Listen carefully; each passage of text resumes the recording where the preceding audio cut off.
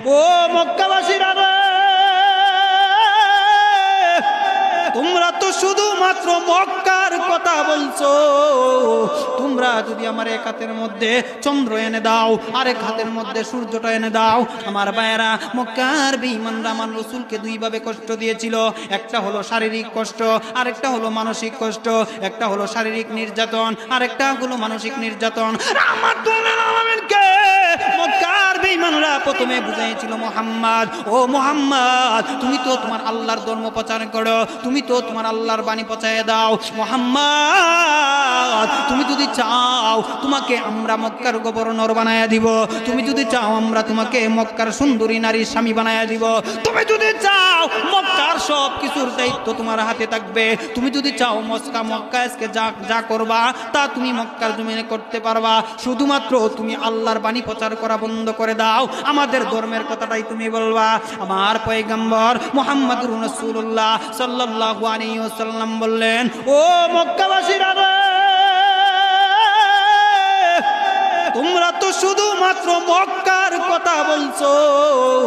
তোমরা যদি আমার এক হাতের মধ্যে চন্দ্র এনে দাও, আরেক হাতের মধ্যে সূর্যটা এনে দাও, আর দিয়েও যদি বলো মুহাম্মদ শুধুমাত্র আমাদের ধর্মের কথা বলবা, অথবা তোমরা যদি পুরা পৃথিবীর রাজত্বটা আমার হাতে তুলিয়া দাও, এরপরও যদি বলে মুহাম্মদ শুধুমাত্র আমাদের ধর্মের কথা বলবা, তোমার আল্লাহর কথা তুমি বলবা না, তারপর আমি মুহাম্মদ আমার আল্লাহর বাণী পৌঁছাইতে এক সেকেন্ড তো দেরি করতে পারবো না।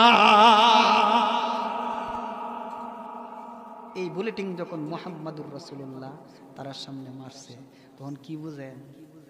এর মজা লাগছে না খারাপ লাগছে? এর জাল উঠছে না আরাম লাগছে? কথা কয় না। জাল উঠছে না, ও কার জন্য উঠছে না? উঠছে নিও মক্কার বেঈমানগুলা এবারে সিদ্ধান্ত কয়, মুহাম্মদ যদি বাইলে বাইলে না আসে তাহলে বেবাইলে কাজ করানো লাগবে।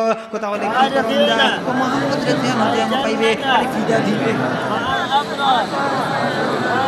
আমার নবী বারবার আক্রান্ত হয়, বারবার আমার নবীর উপর আক্রমণ করে, বারবার আমার নবীর উপর কষ্ট দেয়, কিন্তু রাহমাতুল্লিল আলামিন বলে সম্ভব নয়, আমাকে তোমরা মেরে ফেললো, আল্লাহর বাণী প্রচার করা আমার পক্ষে বন্ধ করা সম্ভব নয়। আমার মারা বহুদিন আমার আপনার নবীর উপরে টর্চারিং করলো, এবার তারা সুবুদ্ধি করলো এভাবে তো আর টর্চারিং করে হয় না, মুহাম্মদকে এবার একটা মানসিক নির্যাতন করানো লাগবো। মানসিক নির্যাতন কি? এর পেছে ফালানো লাগবো। পেছে ফালানি বুঝেননি, দুইটারে দিয়া মাইন লাগাই দিয়া বিচারক বেড়া বিচার করে ইডারে উড়াইয়া দে, আর ইডারে মাটির তোলে হামায়া দে। এটা হলো কথার ফেস।